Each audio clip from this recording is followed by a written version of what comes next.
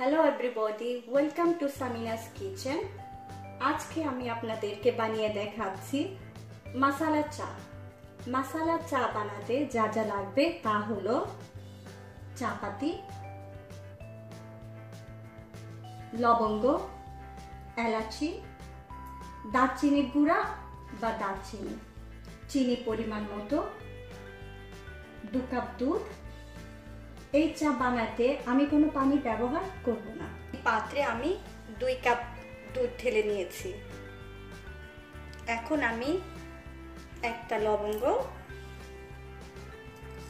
একটা এলাচ এবং একটু দারচিনির গুঁড়ো দিচ্ছি।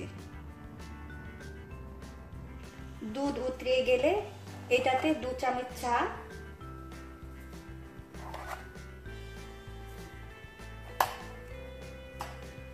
এবং পরিমাণ মতো চিনি দিচ্ছি।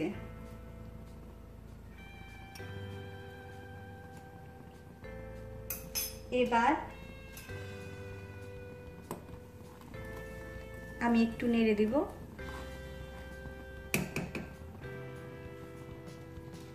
এবং আঁচ কমিয়ে চাটা ধীরে ধীরে জাল হতে দিব।